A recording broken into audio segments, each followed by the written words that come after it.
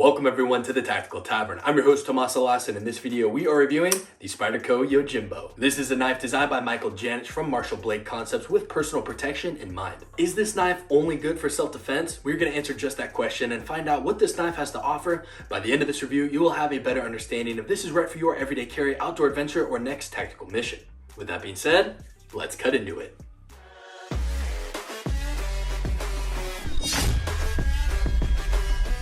Before we begin the review, please take a quick moment to drop a like and subscribe for more content and reviews helping you upgrade your everyday carry with gadgets, gear, and unique accessories. The Spyderco Yojimbo comes in with an overall length of 7.5 inches and is made in Golden, Colorado. The blade measures in 3.12 inches and is normally comprised of CPM S30V. However, this is a Knife Center exclusive and it is rocking CPM Cru-Wear. The blade shape is a Warncliffe blade and has a deep hollow grind. If you're new to everyday carry, a hollow grind is similar to what's used on a shaving straight razor.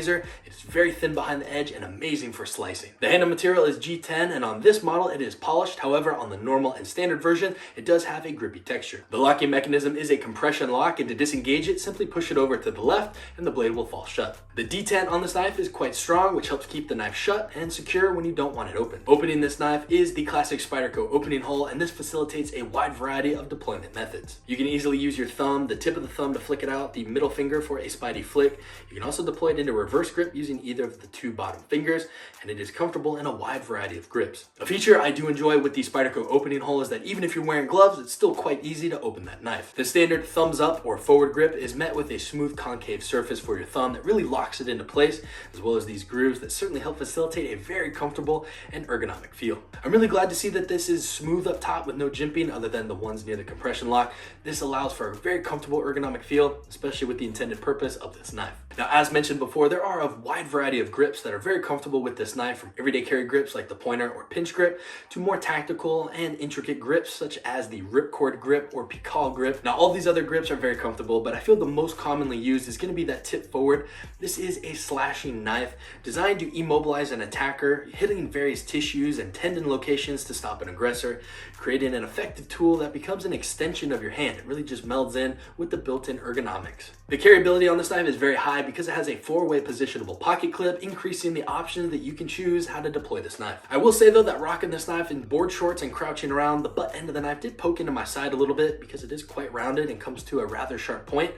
But I do feel that this aids in the versatility of the knife because you can certainly grip it and use it as a less lethal option for self-defense. Now, this knife is a big win because it has that left-handed carry option as set up here. I just wish they had a dedicated version with that left-handed compression lock like they do with the paramilitary 2. I really enjoy how it focuses all of that cutting energy right to the tip, making it go through packages and any sort of material quite effortlessly. The tip is also very sharp and very thinly ground, so it makes great precision work for digging out splinters or any sort of detailed cutting work. Something to be cautious of though, because it has such amazing slicing capabilities, it also thins out the tip quite a bit, and as a knife sharpener I've repaired quite a numerous amount of these tips, so just be careful and use it for its intended purpose. I would describe the action of this knife as pneumatic, similar to a Sebenza. It's not quite drop shut, it's a little bit jumpy in that regard, but the trade-off on that is a rock solid bank vault feel on the lock, which really inspires confidence when using it because you know it's not going to fail and hurt your fingers. The only gripe I have with this is the model that I chose from Knife Center. It's the polished version. For any sort of tactical knife, I highly recommend you go with a grippy G10 version,